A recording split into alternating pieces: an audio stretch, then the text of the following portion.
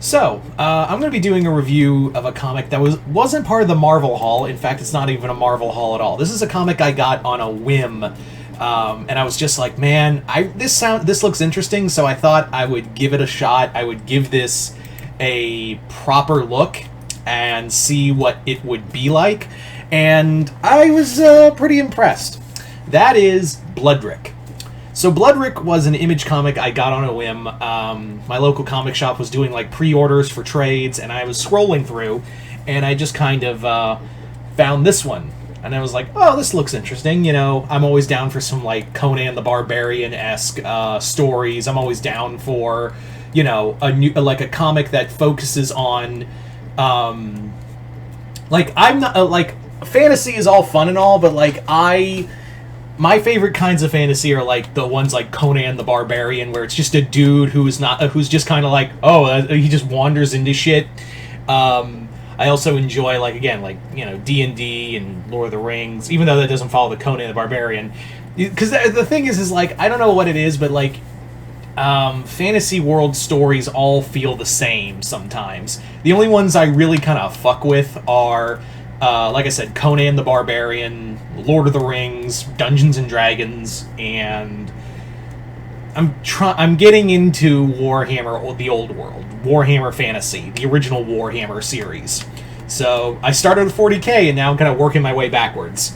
But yeah, it's kind of like really there's only so much, like, not a lot of fantasy stories that I enjoy, because they all just kind of feel samey in some cases. Anyway, so we're going to talk about this. So Bloodrik, like I said, is very much like a Conan the Barbarian story. It's written and drawn by Andrew Carnacki. Hope I'm saying that last name right. But basically what it is about a guy named Bloodrik, who is essentially he's a wandering hunter who has more or less found himself smack dab in winter with nothing to eat. And yeah, if you're living in a world with you can't just DoorDash anything, it kind of sucks. So Bloodrik goes on a 3-issue quest in order for one thing: find food. And that's really the crux of the story, is that he's hungry and he wants to find something to eat. And that's really the comic. The comic really is more picture over story, and I really do like that.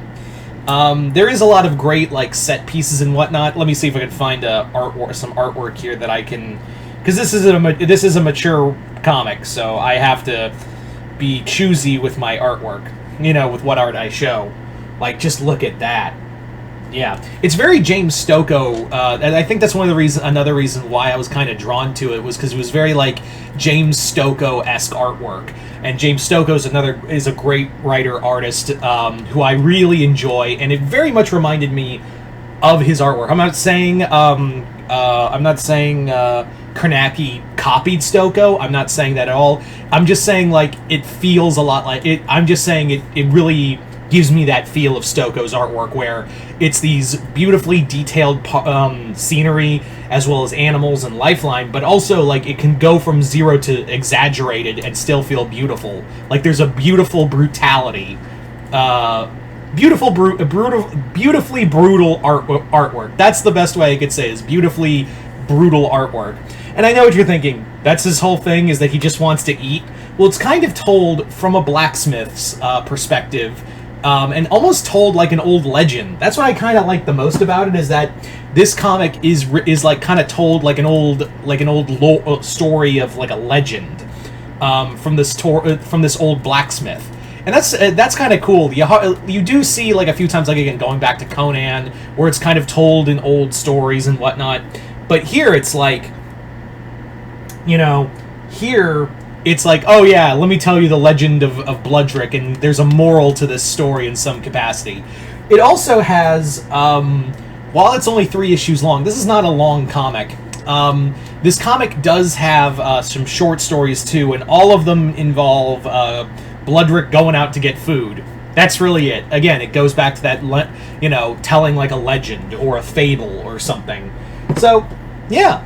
It's a pretty cool book. It's a pretty fast read. I got it done in about, I say, like less than 30 minutes. But not to say that's bad. Sometimes you just want a quick and fast book. So I enjoyed this. Do I recommend Bloodrik?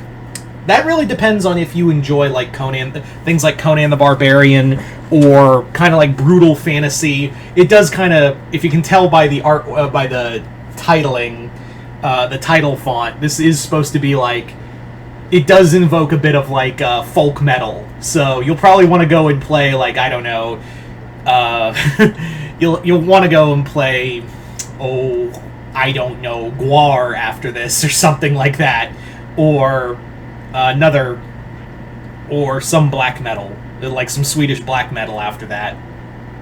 But anyway, so yeah, there goes. That's my review for Bloodrik. Solid comic that I just got on a whim.